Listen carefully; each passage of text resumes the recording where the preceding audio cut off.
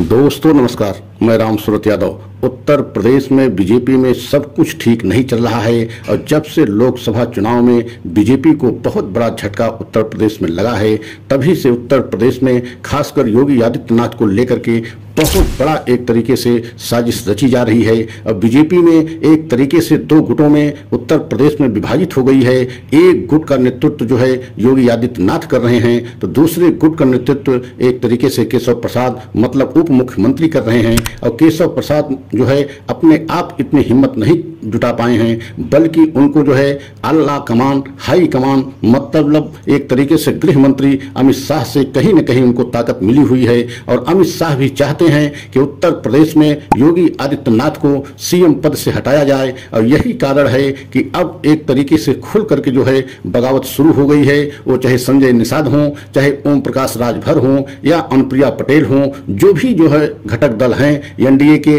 खासकर उत्तर प्रदेश में अब पूरी तरीके से बगावत पर उतर आए हैं। और अभी आपने देखा है कि जिस तरीके से उत्तर प्रदेश के जो है कार्यकारिणी की बैठक हुई, उसमें जो है केशव प्रसाद मौर्य ने स्पष्ट तौर से जो है योगी आदित्यनाथ को चुनौती दे दी और एक तरीके से खुलेआम ऐलान कर दिया है कि संगठन से बड़ा सरकार नहीं है और संगठन ही सबसे बड़ा है, सरकार कभी संगठन से बड़ा नहीं हो सकता है। तो क्या एक तरीके से उत्तर प्रदेश में परिवर्तन होना तय है। और गृह मंत्री अमित शाह के एक तरीके से नेतृत्व में केशव प्रसाद मौर्य जिस तरीके से बगावत का जो है बिगुल फूंका है, उससे ऐसा लग रहा है कि उत्तर प्रदेश में जो है सीएम पद को लेकर के अब योगी आदित्यनाथ के लिए मुश्किलें बढ़ती जा रही हैं। क्या योगी आदित्यनाथ को सीएम पद छोड़ना पड़ेगा या जो है आला कमान मतलब आला कमान एक तरीके से हाई कमान जो अमित शाह के देखरेख में उत्तर प्रदेश का जो है निगरानी कर रहा है, क्या एक तरीके से उनको योगी आदित्यनाथ को हटाया जा सकता है।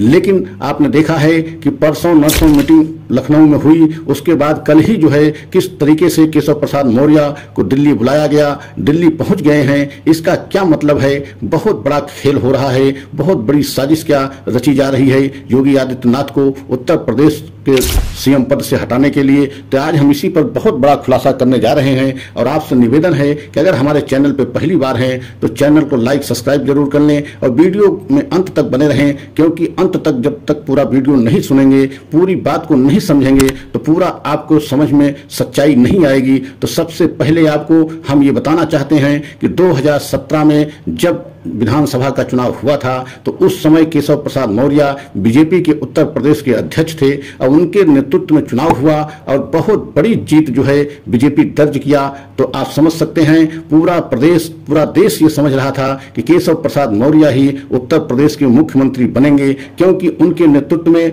चुनाव हुआ और बीजेपी के उत्तर प्रदेश के अध्यक्ष जो है केशव प्रसाद मौर्य थे। लेकिन आपने देखा है कि बहुत बड़ा खेला हुआ, एक बहुत बड़ा जो है उसमें साजिश रची गई कि जो केशव प्रसाद मौर्य मुख्यमंत्री नहीं बने। और अचानक जो है जबकि कहीं योगी आदित्यनाथ का नाम चल ही नहीं रहा था, कहीं योगी आदित्यनाथ सीएम पद के रेस में नहीं थे, मुख्यमंत्री बनने के रेस में कहीं उनका नाम जो है दूर दूर तक कहीं नहीं किसी के जहन में था और न ही जो है प्रदेश की जनता कभी समझ रही थी कि योगी आदित्यनाथ मुख्यमंत्री अचानक जो है उत्तर प्रदेश के बन जाएंगे। लेकिन हुआ ऐसा कि अचानक जो है योगी आदित्यनाथ मुख्यमंत्री बने और डिप्टी सीएम के पद जो है केशव प्रसाद मौर्य को मिला। मतलब आप सोच सकते हैं अब तक यही परंपरा हमारे देश में रही कि जो उस प्रदेश का जो है अध्यक्ष होता है, जिसके नेतृत्व में चुनाव होता है, अगर उसके नेतृत्व में जो है बहुमत जो है पार्टी को मिलती है तो वही जो है मुख्यमंत्री बनता रहा। लेकिन ऐसा नहीं हुआ और केशव प्रसाद मौर्य को बहुत बड़ा झटका लगा और तभी से एक तरीके से केशव प्रसाद मौर्य और योगी आदित्यनाथ के बीच में 36 का आंकड़ा चल रहा है। और आप देखा है कि धीरे धीरे लगभग 7 साल हो गए हैं और 7 साल जो है कभी भी योगी आदित्यनाथ और केशव प्रसाद मौर्य के रिश्ते असहज नहीं दिखाई दिए। हमेशा एक तरीके से एक ये लगता रहा कि 36 के आंकड़ा योगी आदित्यनाथ के और केशव प्रसाद मौर्य के बीच में हमेशा 36 के आंकड़ा बना रहा। लेकिन केशव प्रसाद मौर्य को हमेशा केंद्रीय नेतृत्व का समर्थन मिलता रहा, खासकर जो है अमित शाह का जो है उनको समर्थन मिलता रहा। और धीरे धीरे ऐसा लग रहा है कि अब पूरी तरीके से जो है केंद्रीय नेतृत्व मतलब गृह मंत्री अमित शाह इस बात के लिए अब तैयार हो गए हैं और उनकी भी मंशा है कि सीएम पद से योगी आदित्यनाथ को हटाया जाए और उनके स्थान पर केशव प्रसाद मौर्य को बनाया जाए। ऐसा इसलिए हम कह रहे हैं कि इस समय उत्तर प्रदेश में जिस तरीके से एनडीए के मतलब बीजेपी के घटक दल, वो चाहे वो राजभर हों, ओम प्रकाश राजभर हों, चाहे संजय निषाद हों, चाहे अनुप्रिया पटेल हों, मतलब सभी जो है एक तरीके से जो है घटक दल जो है इस समय बगावत छेड़ दिया है। और आपने देखा है कि संजय निषाद और ओम प्रकाश राजभर ने स्पष्ट तौर से ये कह दिया है कि जिस तरीके से जो है बुलडोजर से गरीबों का घर गिराया गया, उसी का परिणाम है कि बीजेपी को इतनी बड़ी जो है हार हुई। क्योंकि पिछले लोकसभा चुनाव 2019 में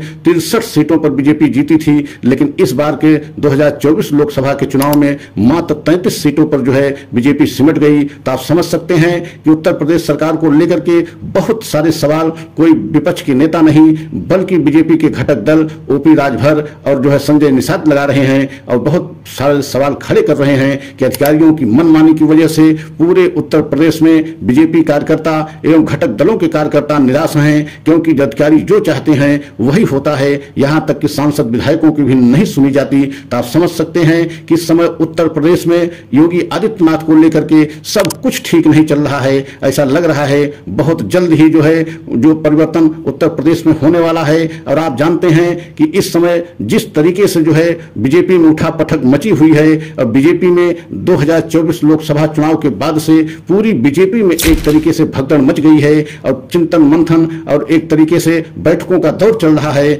लेकिन एक दूसरे के ऊपर हार का ठीकरा एक तरीके से फोड़ने का पूरी तरीके से प्लानिंग बनाई जा रही है। ऐसा लग रहा है कि उत्तर प्रदेश में जो बीजेपी को बहुत बड़ा नुकसान हुआ है उसका जो है पूरी जिम्मेदारी योगी आदित्यनाथ के सिर पर जो है फोड़ने की साजिश रची जा रही है। और यही कारण है कि अगर योगी आदित्यनाथ को हटाया गया सीएम पद से और उनके स्थान पर केशव प्रसाद मौर्य को सीएम बनाया गया, तो आप समझ सकते हैं कि एक बहुत बड़ी साजिश के तहत जो है योगी आदित्यनाथ को हटाया जाएगा। क्योंकि आपने देखा है कि इसके पहले अब तक जो है कभी भी योगी आदित्यनाथ जो है अपने विधायकों से और खासकर क्षेत्रवाद विधायकों से मुलाकात नहीं करते रहे। लेकिन अब जब से 2024 में लोकसभा में हार हुई है उसके बाद से योगी आदित्यनाथ को भी लग गया है कि कहीं न कहीं केंद्रीय नेतृत्व जो है योगी आदित्यनाथ के खिलाफ है और अपने सभी विधायकों से बराबर मिलने जुलने का काम जो है इस समय योगी आदित्यनाथ कर रहे हैं। लेकिन देखना यह है कि इसके बावजूद क्या सरकार बच पाती है या नहीं बच पाती, या योगी आदित्यनाथ को हटना ही पड़ेगा।